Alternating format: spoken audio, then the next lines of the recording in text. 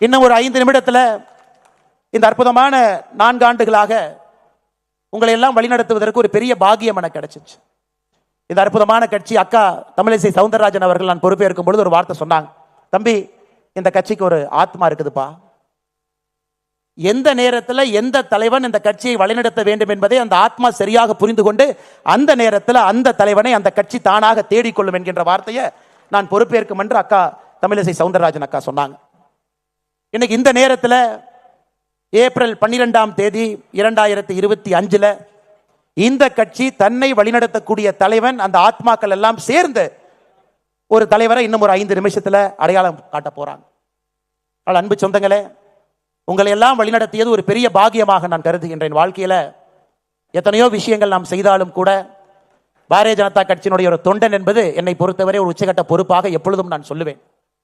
அற்புதமான மனிதர்கள் இருக்கக்கூடிய கட்சி, எதையும் எதிர்பார்க்காம பணி செய்ய மனிதர்கள் இருக்கக்கூடிய கட்சி, உயிரை கொடுத்து வேலை பார்ப்பவர்கள் இருக்கக்கூடிய கட்சி, யார் தலைவராக வந்தாலும் முழு மனதாக ஏற்றுக்கொண்டு அவர்களோடு பயணம் செய்யக்கூடிய கட்சி.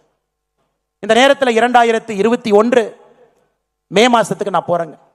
அண்ணன் முருகன் அவர்கள் பாரதிய ஜனதா கட்சியினுடைய தலைவராக இருந்து நம்மை வழிநடத்தி 4 சட்டமன்ற உறுப்பினர்கள் அளித்துவிட்டு ஐயா நரேந்திர மோடி அவர்கள் என்னுடைய மந்திரி சபையில முருகன் அவர்கள் இருக்க வேண்டும் என்று அழைத்துக் கொண்ட பொழுது அந்த பொறுப்பை முருகன் ஐயா எனக்கு கொடுத்தாங்க. ஒரு ரிலே லேஸ்ல முன்னாடி ஓடுறவங்க அந்த பேட்டரை என் கையில கொடுக்குறாங்க.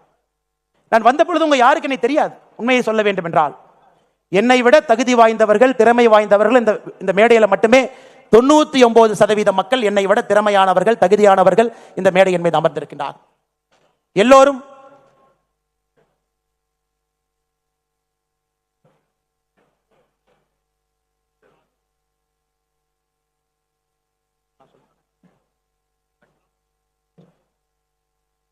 அப்பொழுது நிறைய தொண்டர்களுக்கு கூட எனக்கு தெரியாது. பாரதிய ஜனதா கட்சியினுடைய ஒரு அடிப்படை உறுப்பினராக சேர்ந்தவுடன் இந்த கட்சி இத்தனை தலைவர்கள், திறமையானவர்கள், தகுதியானவர்கள், என்னை விட எல்லா விதத்திலும் மேலே இருப்பவர்கள் முகம் சுளிக்காம எதையும் பேசாம அந்த பொறுப்பை கொடுத்து விட்டு தொண்டர்களாக என் கூட நின்னாங்க. அதை விட பாக்கி என்ன இருக்குங்க? பொன் ராதாகிருஷ்ணன் ஐயாவை போன்றவர், இதற்கு முன்பு இருந்த மிகப்பெரிய தலைவர்கள். ஒரு வார்த்தை சொல், அரசியல் அனுபவம் கிடையாது, அவருடைய வயதுல பாதி வயது தான் சில பேர் தொடர் இருக்கும். அப்படிப்பட்ட அற்புதமான மனிதர்கள் இருக்கக்கூடிய கட்சி இன்னைக்கு நாம் எல்லாம் ஒன்றாக இணைந்து ஒரு மனதாக முழு மனதோடு அவருக்கு பின்னால் அணிவகுத்து ஒரு படையாக நின்று 2026 தேசிய ஜனநாயக கூட்டணி ஆட்சியை கொண்டு வருவது மட்டுமே ஒரே இலக்காக நாம் நின்று கொண்டிருக்கிறோம்.